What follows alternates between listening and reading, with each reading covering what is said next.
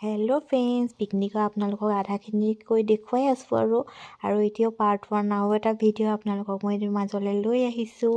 আৰু এয়া সিহঁতৰ বেগ লৈ আমনি লাগিলে আৰু এতিয়া আমাক দিছে বেগ ল'বলৈ।